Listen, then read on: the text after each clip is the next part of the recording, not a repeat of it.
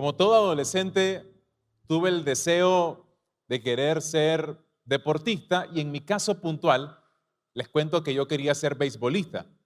Me gusta mucho el deporte en general, pero el béisbol es como uno de mis favoritos.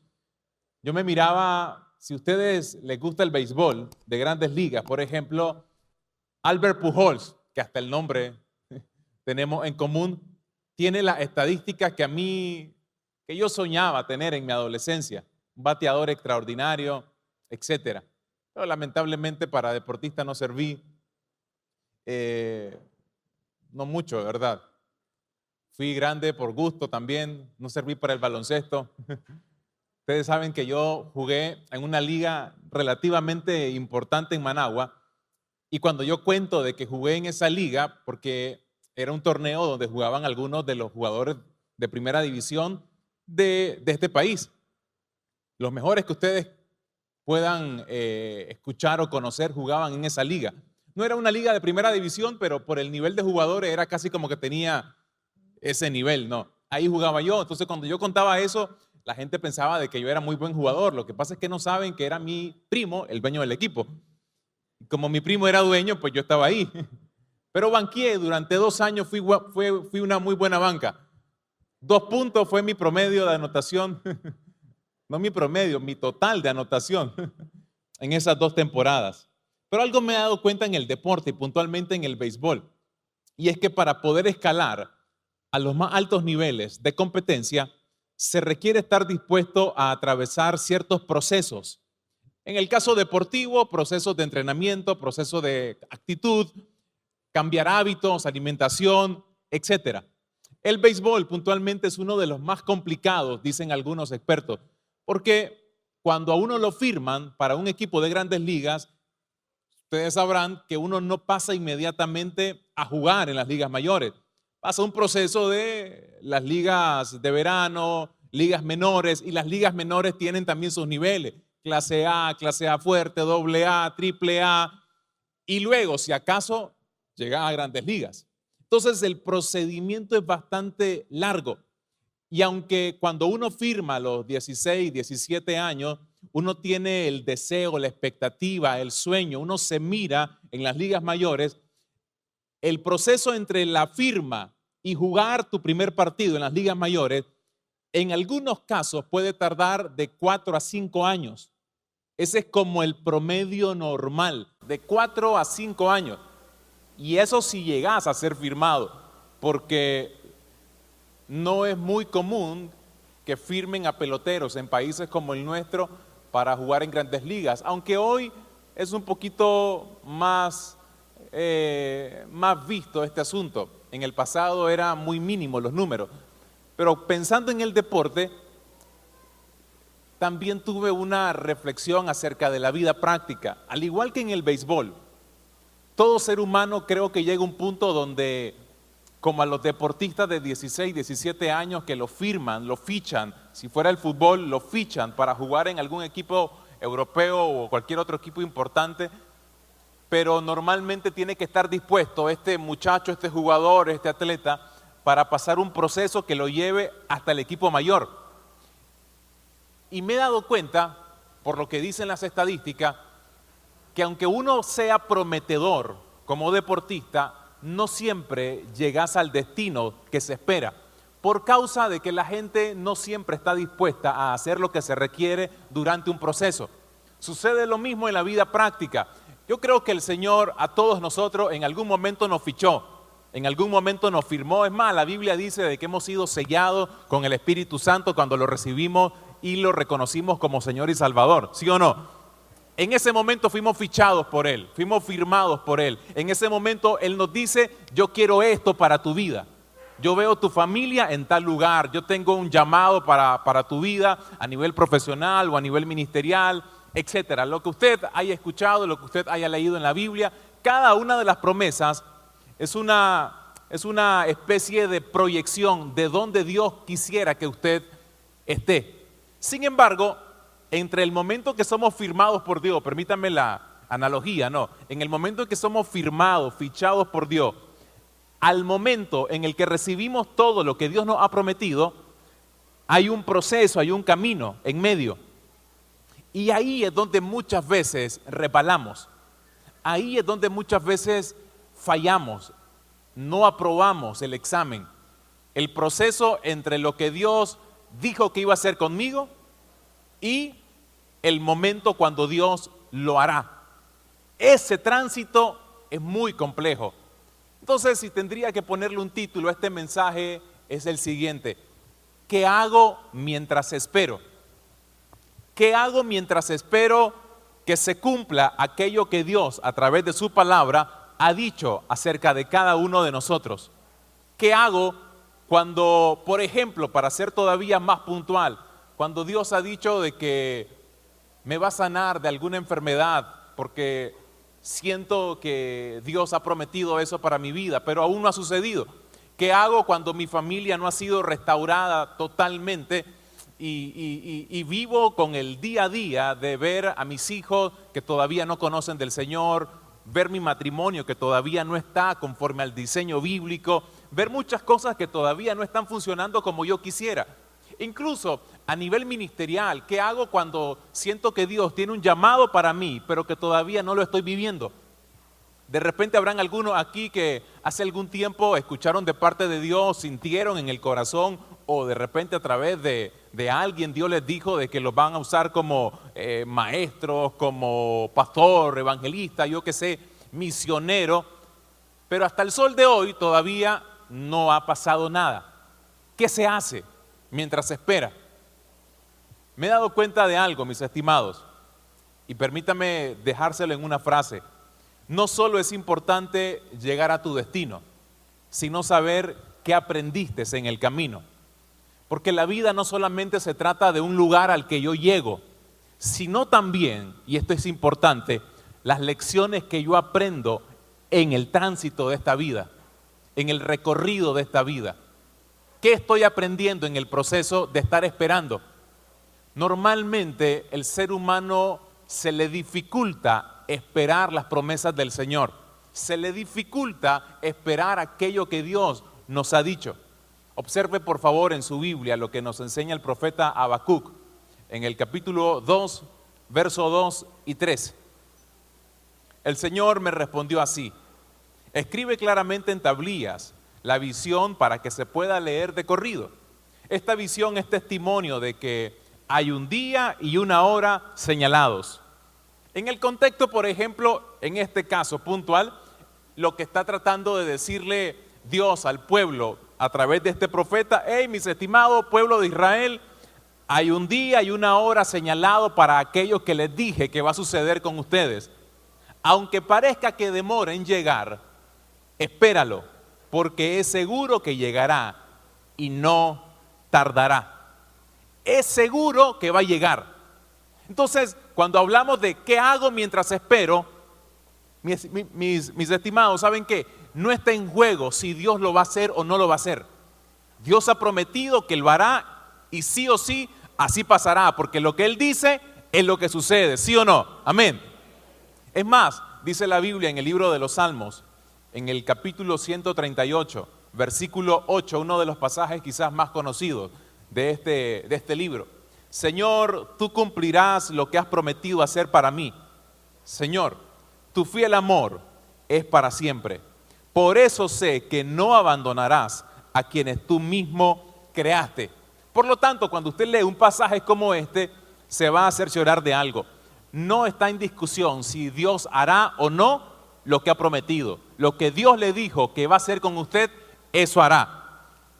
Lo que está en discusión es cómo hago para que yo entienda qué tengo que hacer mientras llega el cumplimiento de esa palabra. Y aquí es donde le quiero regalar 3 consejos. 3 consejos que nos van a ayudar a saber qué hacer mientras esperamos el cumplimiento de la palabra del Señor en cualquier área, a nivel profesional, a nivel ministerial, a nivel de peticiones que cada uno de repente tiene, a nivel de lo que queremos ver en la familia, porque estamos convencidos de que Dios tiene buenos planes para la casa, Dios tiene buenos planes para los proyectos financieros que de repente alguno tendrá y aún así no lo mira. Entonces, este es el primer consejo que le quiero dejar. Número 1, debo entender procesos. ¿Qué significa esto? Debo entender que Dios trabaja por etapas en mi vida. Dios es un Dios que por alguna razón le gusta enseñar lecciones a través de diferentes momentos, a través de diferentes procesos de la vida. Y hay un sinnúmero de casos. Tendríamos que pasar toda la noche mencionándolo, pero por ejemplo, David tuvo una serie de etapas en su vida y cada una de estas tuvo lecciones. La etapa cuando se enfrentó a unas bestias, la etapa cuando se enfrentó a un gigante llamado Goliat, la etapa cuando Saúl lo estaba persiguiendo, la etapa cuando estaba en una cueva, etcétera. En cada uno de estos momentos había lecciones que lo iban a ir acercando al propósito divino. José, ni se diga, José también tiene sus propias etapas. Cuando uno entiende que la vida se trata de procesos, las frustraciones pueden ir menguando en nosotros. Ya no nos vamos a sentir tan destruidos, tan desesperanzados por aquellas cosas que no vemos. Cuando entendemos que la vida se trata de etapas, no me voy a desesperar por quemarlas. Incluso, ¿sabe? Esto funciona para otros asuntos que tal vez no son tan espirituales, pero que afectan también los asuntos espirituales. Por ejemplo, en el caso de los muchachos, cuando están en la adolescencia, entrando a sus primeros años de la juventud, quieren quemar etapas, quieren ya tener relaciones sexuales, incluso quieren casarse a los 14, 15 años, en algunos casos, quieren comenzar a experimentar cosas que no están en tiempo, que no está todavía dentro del marco saludable, dentro del marco de protección. Nuestra vida misma funciona biológicamente hablando por etapas. Hay cosas que podemos hacer como niños que como adolescentes ya no se espera que la continuemos haciendo. Y así en la juventud, y así cuando ya somos adultos, y por supuesto en la vejez. Dice la Biblia en el libro de Deuteronomio, capítulo 8, versículo 2. Y te acordarás de todo el camino por donde te ha traído el Señor tu Dios estos 40 años. Observen su Biblia este detalle que me parece muy importante. Y te acordarás de todo el camino. Recuerde que el contexto es que el pueblo de Israel sale de la esclavitud que venía presentando desde hace algunos años en Egipto. Israel atraviesa el desierto, por supuesto, con la esperanza de llegar a una tierra que Dios le ha prometido, donde fluye leche y miel, donde el asunto iba a ser mucho mejor, por supuesto, que lo que estaban viviendo, que lo que estaban enfrentando en Egipto. Sin embargo, de forma interesante, Dios le dice a este pueblo, hey, ¿saben qué? Ustedes se van a acordar mucho del camino de este desierto. Interesantemente no les dice, ustedes se van a acordar de la tierra prometida, porque por supuesto ya van a estar ahí. Lo que les está diciendo es, van a haber momentos cuando ustedes van a recordar el proceso que los trajo hasta acá. Y la vida a veces se disfruta más cierto éxito, se disfruta más alguna etapa que hemos cumplido. ¿Saben cómo? Cuando recordamos todo lo que esto nos costó. Cuando recordamos todos los procesos que tuvimos que atravesar para llegar hasta donde llegamos. Como que se disfruta en un sentido mucho más. Por eso, mira otra vez el pasaje. Y te acordarás de todo el camino por donde te ha traído el Señor. La palabra proceso, incluso, si tiene chance de anotarlo, es una palabra compuesta en el original. Es una palabra que viene del latín. Y proceso, en su primera parte, la palabra pro significa hacia adelante. Y la otra parte, que sería sere, significa caminar. Entonces, cuando usted une estas dos expresiones, pro, que significa hacia adelante, y sere, que significa caminar, se va a dar cuenta que proceso significa algo que va avanzando. Y note qué curioso. Pero nosotros decimos, por ejemplo, estoy en un proceso del Señor, tal vez cuando alguien está enfrentando alguna situación familiar muy dura, cuando alguien está en un momento de amargura, en algún momento de rencor, enfrentando momentos muy, muy desafiantes de la vida. Pero a veces confundimos proceso con una condición estática del corazón que no hemos cambiado. Hay gente que te dice, me siento mal, me embarga la depresión, la tristeza. Dios, yo sé que va a cumplir lo que ha prometido, pero estoy en el proceso todavía. y tal vez no es que esté en un proceso, hay una condición que debe ser cambiada. El proceso no me estanca. Los procesos de Dios son para seguirme haciendo avanzar, para hacerme avanzar en la vida. Que José haya llegado a ser el esclavo de Potifar no era para mantenerse eternamente ahí. Esa etapa lo iba a llevar a otra, que lamentablemente en el caso de él no pareció tan buena. Una cárcel, una celda. Pero incluso la celda no lo dejó perpetuamente ahí, lo llevó a otra. El proceso siempre me hace avanzar en la vida. Es el primer consejo que le quiero dejar. Entendamos que la vida se trata de etapas, que Dios es un Dios que trata con nosotros por etapas. Número 2, este es el segundo consejo, entender el propósito que tienen las etapas. Porque no solamente basta saber, ok, la vida yo sé, uno nace, crece, se desarrolla, nos reproducimos, nos multiplicamos y luego morimos. No se trata simplemente de saber que nuestra vida tiene ciertos momentos X o Y. Se trata de entender qué es lo que hay detrás de cada etapa de la vida. ¿Qué lección tengo que aprender? Y observe ese mismo pasaje, por favor, en Deuteronomio 8, versículo 2. Y te acordarás de todo el camino por donde te ha traído el Señor tu Dios estos 40 años en el desierto. Y aquí está esta expresión importante, ¿por qué el Señor permite que Israel pase por un desierto? ¿Por qué? La razón la da el mismo pasaje, y no suena muy agradable aparentemente, afligirte, probarte, para saber lo que había en tu corazón y si había de guardar o no sus mandamientos. Observen esas palabras interesantes. En la primera me quiero detener. Número 1 dice que en el caso de Israel, el desierto fue para aflicción. Pero cuando usted estudia esta palabra en el original, es una palabra interesante porque uno define aflicción como un corazón angustiado, como alguien que no sabe qué hacer, como alguien que se siente entre la espada y la pared, que no siente que tiene salida en la vida, etc. Pero en la Biblia, esta palabra, al menos en este contexto, lo que está tratando de decir el escritor es esto: aflicción es acción que me conduce a la humildad. La idea de la aflicción en muchos de nuestros casos no es destruir en nuestro espíritu ni nuestro ánimo, es llevarnos a ser, en algunos casos, humildes, por causa de que hay muchas cosas en nuestro carácter, en nuestro ser interior, que no están bien. Hay cosas que si Dios me las entregara hoy, yo no estaría listo porque tal vez no tengo el carácter para sostenerlo.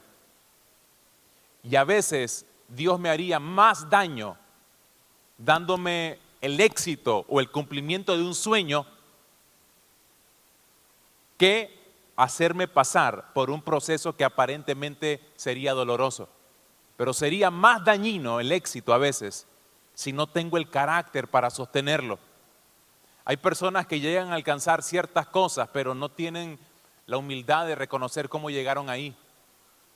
Y cuando yo obtengo lo que tanto deseo sin tener el carácter que lo sostiene, es peligroso que en algún momento o lo pierda o mi corazón se aleje del Señor. Por eso va a ser importante que yo entienda que a veces hay cosas que por muy duras que parezcan, mis estimados, hay lecciones que se están aprendiendo. Me tengo que hacer preguntas como: Señor, esta aflicción, ¿qué intenta revelar en mí? ¿Será que convivo con algunos vestigios de orgullo, de arrogancia, de ego, de vanidad? ¿Habrán cosas en mí que no están tan bien? Porque recuerde esto se lo compartí hace un par de meses. Dios, más que estar interesado en nuestra comodidad, está interesado en la formación de nuestro carácter. Y cuando yo soy afligido en algunas circunstancias, tengo que tratar de sacar lo mejor de esas aflicciones, aún en medio de lo doloroso e incomprensible que esto a veces parezca. Eso es lo primero que, al menos en el caso de Israel, estaba tratando de hacer el Señor. Esto es lo segundo. Dice que además para afligir estaba para probarles. Cuando uno es puesto a prueba, mis estimados, surgen preguntas como: ¿por qué me pasan estas cosas? ¿Por qué Dios permite que sucedan esta desgracia en la familia? ¿Por qué Dios permitió que tuviéramos este accidente? ¿Por qué Dios permitió que nos metiéramos a este problema de finanzas? ¿Por qué Dios permitió que me despidieran del trabajo en esta crisis? ¿Por qué? Y el por qué, y el por qué, y el por qué. En los procesos, mis estimados, más que preguntarme el por qué me pasan las cosas, debo de preguntarme para qué pasan. ¿Para qué? Y vuelvo con el mismo principio. ¿Qué es lo que Dios está, permítame usar el término, qué es lo que Dios está tramando detrás de cada uno de los desafíos que estamos enfrentando? ¿Qué tiene Dios entre manos? Y sabe que nos cuesta muchísimo poder hacer preguntas como esta, porque yo sé que es fácil poder decírselo desde acá con un micrófono en mano cuando quizás yo no estoy en los zapatos de algunos de ustedes que están atravesando etapas muy duras y donde las preguntas naturales de cualquier ser humano es: ¿por qué, Señor? ¿Por qué? ¿Por qué? Pero ¿qué tal si por un momento nos detenemos y le decimos al Señor: a ver, Señor, yo no entiendo por qué, pero si algo sí quiero entender es ¿para qué lo estás permitiendo? ¿Qué se supone que tengo que aprender en este momento de mi vida?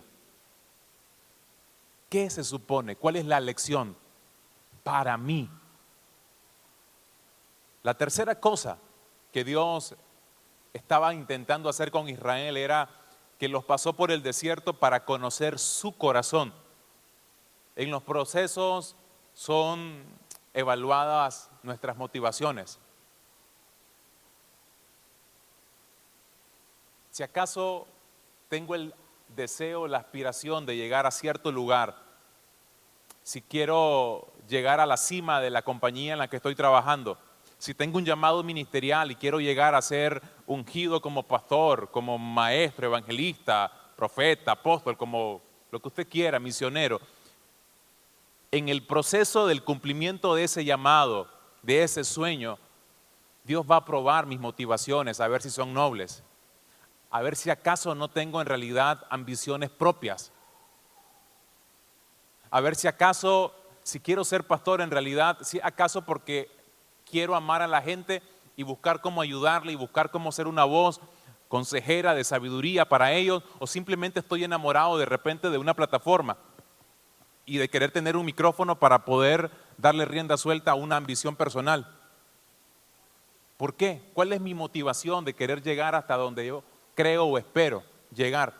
A nivel empresarial incluso. ¿Por qué quiero estar ahí? ¿Qué me mueve? ¿Cuál es el motor de mi vida? Y número 4, dice ese mismo pasaje de Deuteronomio 8, verso 2, que lo hizo pasar por el desierto para saber si podían o no guardar los mandamientos. Iban a ser puestos a prueba en base a sus niveles de obediencia. ¿Qué tan obedientes somos en etapas complicadas? Durante cada proceso de la vida, mis estimados, Dios está dando direcciones, Dios está dando instrucciones. En cada proceso, cada etapa de la vida, Dios tiene diferentes instrucciones. Yo quiero tal vez ver mi matrimonio mejor, más saludable, más firme, más estable, pero hay cosas que no me estoy dando cuenta, que en este momento Dios está pidiendo de mí, Dios está demandando de mí. Tal vez yo estoy orando para que mi esposa sea una esposa que conozca más del Señor, pero me he olvidado de principios tan básicos como esposos, amen a sus esposas tal y como Cristo amó a la iglesia, entregándose y sacrificándose por ella. Y de repente me he olvidado que en esta etapa, más importante que aquello que tanto deseo es poder ser obediente en esto que Dios me está pidiendo hoy. ¿Cómo se supone que hoy tengo que tratar a mi hijo? ¿Cómo se supone que hoy tengo que hacer mi trabajo? ¿Cómo se supone que hoy tengo que ser responsable en el llamado que Dios me ha dado? ¿Qué se supone que Dios espera de mí hoy como líder de círculo de amistad? como padre de familia, como el hijo de papá o de mamá? ¿Qué se supone que hoy Dios espera de mí como trabajador de una empresa, como el administrador de las finanzas de mi hogar, etcétera? ¿Qué se supone que Dios espera de mí en la relación de noviazgo que estoy desarrollando ahorita? Porque de repente, Señor, yo me veo con una mujer así, así, así, con mis hijos, con una casa, con un vehículo, etcétera. Y pierdo de vista las orientaciones que Dios me está dando ahorita para mi relación de noviazgo, quizás. ¿Qué quiere Dios hoy conmigo? Me va a ayudar a seguir progresando y avanzando en aquello que Dios me ha prometido. Noten esto, Primera de Pedro, capítulo 1, versículo del 6 al 7. Por eso, aun cuando por algún tiempo tengan que pasar por muchos problemas y dificultades, alégrense. No suena muy... En nuestra lógica esto como que no tiene mucho sentido, por supuesto. Noten lo que dice Pedro, se los leo nuevamente. Aun cuando por algún tiempo tengan que pasar por muchos problemas y dificultades, alégrense. Entonces, como que yo les diga, mire, aun cuando ayer el doctor le dijo que usted tiene un cáncer terminal, tranquilo, alégrese, ¿oyó? Alégrese. Parezco insensible más bien, como que no estoy muy aterrizado. Pero observa a lo que se refiere Pedro. No significa alguien que no entiende las realidades de la vida. Pedro luego añade, la confianza que ustedes tienen en Dios es como el oro. Así como la calidad del oro se pone a prueba con el fuego, la confianza que ustedes tienen en Dios se pone a prueba con los problemas. Si ustedes pasan la prueba, su confianza será más valiosa que el oro, pues el oro se puede destruir. Así, cuando Jesucristo aparezca, hablará bien de la confianza que ustedes tienen en Dios, porque una confianza que ha pasado por tantas pruebas merece ser alabada. Mis estimados hermanos, el propósito del proceso es el cambio en nosotros. Y es el cambio en el carácter, en nuestros deseos y en nuestra mentalidad. Ese es el propósito de cada etapa que estamos viviendo. Cómo estamos siendo cambiados. Hoy nos va a ayudar a estar seguros de dónde vamos a estar mañana. La pregunta es, ¿qué cosas Dios está esperando hoy de mí? Se la vuelvo a hacer. ¿Qué cosa Dios está esperando de mí? Todos nosotros tenemos algo que darle al Señor en esta etapa de la vida. Y este es el tercer y último consejo que le quiero regalar. Entender qué hacer en el proceso. Lo primero es entender que la vida se trata de etapas. La vida es de etapas. Lo segundo, que las etapas tienen un propósito. Y lo tercero, que tengo que saber qué hacer en cada una de estas etapas. Y usted se preguntará, ¿y qué hago entonces, pastor? Esto es ya la parte más práctica de este mensaje. Dice el libro de Habacuc, capítulo 2, versículo 3. Aunque tardare, espéralo. ¿Qué hago en un proceso? Tengo que saber esperar. Mientras llega el cumplimiento, tengo que aprender a esperar. ¿Y eso qué significa en la práctica? Sí. ¿Cómo, si esto fuera comida, cómo se come? ¿Cómo sé que estoy esperando bien, por ejemplo? ¿Qué se supone que hago mientras espero? ¿Qué estoy haciendo realmente? Este es el primer consejo que le quiero dejar. Cuando estamos esperando, necesitamos estar enfocados. Porque durante las etapas duras de la vida tendemos a distraernos con las frustraciones, a distraernos con el dolor, a distraernos con las cosas que no se han resuelto y por causa de eso estoy buscando soluciones por otro lado. Y al buscar soluciones por otro lado me estoy desviando del camino que tal vez Dios está esperando que yo me mantenga. ¿Qué tengo que hacer? Debo de enfocarme. Miren lo que dice la palabra del Señor, por ejemplo, en el libro de Lucas, capítulo 10. Versículo 41. Relata el momento cuando Cristo está en la casa de Lázaro y está con las hermanas de él. ¿Recuerdan? Marta y María. El famoso momento cuando Cristo está compartiendo con ellas y Marta estaba en varios quehaceres. El Señor le dijo: mi apreciada Marta, estás preocupada y tan inquieta con todos los detalles. Marta habrá sido nica o latina, pues por ahí, pero está en muchas cosas. Ahora, probablemente, y aquí sería ya especular, sería entrar en una suerte de conjeturas, pero a lo mejor Marta estaba haciendo muchas cosas porque su hermana tal vez no la estaba apoyando, o quizá ella pensaba de que la hermana no estaba haciendo lo que se suponía que tenía que hacer, y ella se tenía que meter, ella tenía que resolver. Pero dice la palabra del Señor: hay una sola cosa por la que vale la pena preocuparse, le dice Cristo a Marta.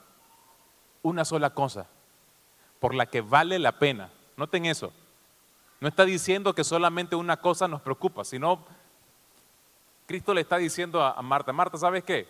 Yo sé que te preocupan muchas cosas, pero si acaso hay algo que vale la pena para estar preocupado, ¿sabes qué?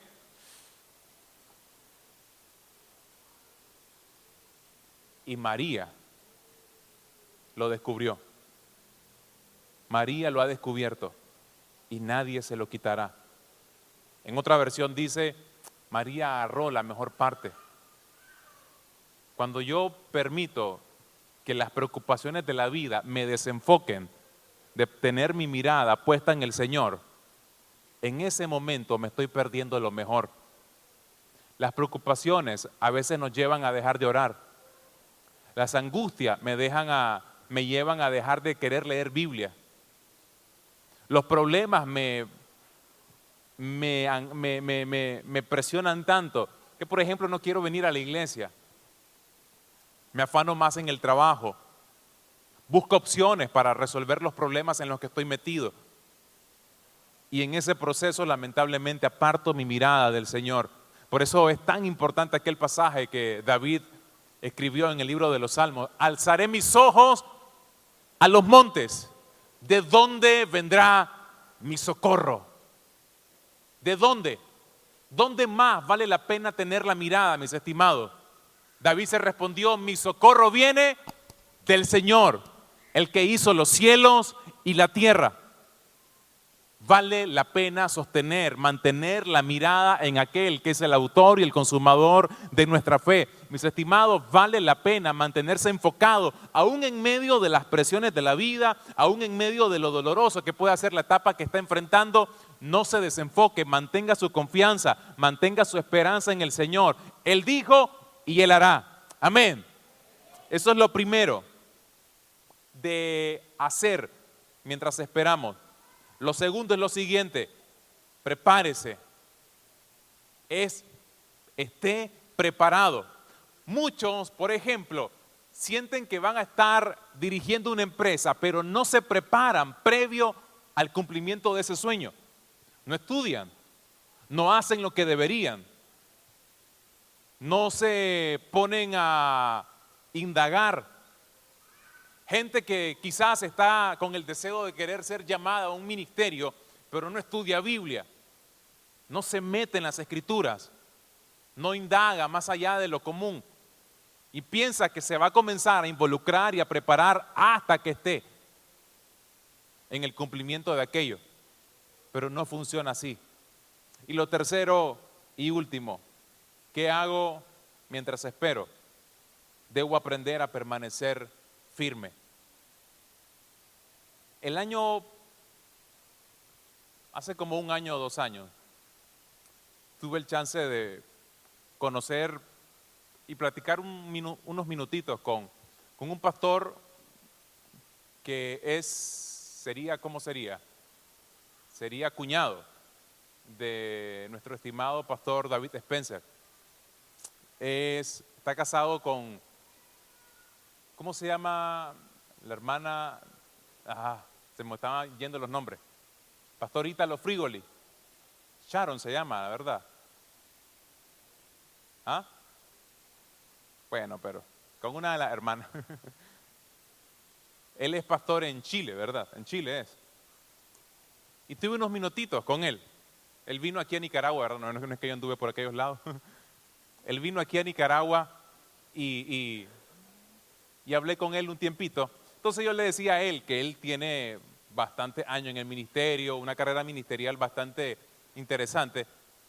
Y yo, sin saber que tenía vínculos con el pastor David, yo ya lo había escuchado en otros predicadores que lo admiran. Entonces, cuando estuve con él, le dije, Pastor Ítalo, para mí un honor, ustedes saben, ¿no? El chavalito que estaba ahí con alguien a quien admiraba mucho. Y le dije, ¿sabe qué? Quisiera que me regale unos consejos. Le dije, mire, yo estoy en esto arrancando, pero usted ya lleva algunos años, y no es que quiero decirle viejo, le digo, pues, pero ya lleva algunos años. Usted que ya ha caminado tanto en esto, ¿qué piensa usted que es clave a nivel del ministerio? ¿Qué es lo clave, le digo, en todo esto del ministerio? Usted que ha visto tal vez muchas cosas, ha vivido varias cosas, ¿cuál es la clave? Entonces él me dice, mientras íbamos en el vehículo, hijo, dice, solo hay algo que te quiero decir. Resiste la tentación, y lo anoté después, resiste la tentación de abandonar este camino. Porque te vas a dar cuenta que habrán muchas razones para querer abandonar esto. Algunas por asuntos inexplicables, otras por asuntos tan injustos, pero de cualquier forma, el peligro es que tengamos la tentación a querer abandonar este camino. Dice él, llevo más de 50 años en esto y he visto cómo muchos ministros arrancan y no terminan, o terminan mal, porque no permanecieron firmes. Ese es el tercer consejo, permanecer firmes. Permanecer firme significa mantenerme en el mismo camino, sin desviarme. Habrá mucha opción, mis estimados, en el proceso de la vida, que vamos a creer que son opciones importantes, válidas. Evidentemente ninguna es trascendental, ninguna vale la pena. Pero a veces la etapa en la que nos lleguemos a encontrar nos va a llevar a pensar de que debemos de considerar otras opciones. Es gente que luego de pasar por duros momentos dice, no entiendo a Dios, no entiendo. Y el no entender a Dios a veces le lleva a distanciarse de Él, a pensar, no entiendo la injusticia, no entiendo aquello, no entiendo lo otro.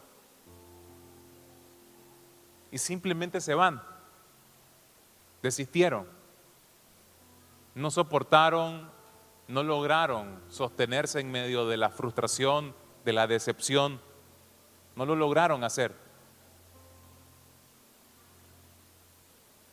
Y eso no hace falta ser ministro, ni dedicarse a esto a tiempo completo, como para que cualquier mortal lo tenga que pasar.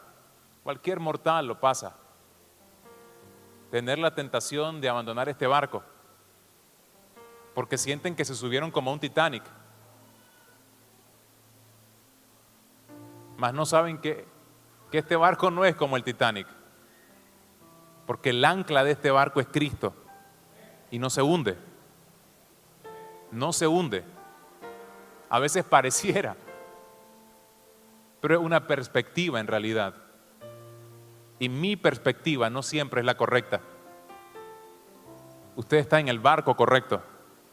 Este barco no se va a hundir, llegará donde se ha dicho que va a llegar, a buen término.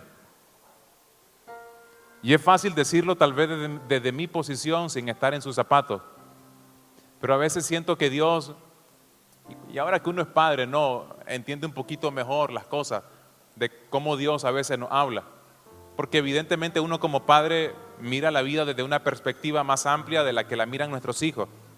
Y si yo le digo a mi hijo, hijo, vamos, hace aquello, tranquilo, y los hijos tienen miedo tal vez, o cuando con aquellos famosos juegos de que tírate, hijo, él está en la cama y le digo tírate, yo te agarro, y si no me agarra, mi hijo mayor tiene como que más desconfianza conmigo, me mira tal vez muy flaco, este no me agarra, dice.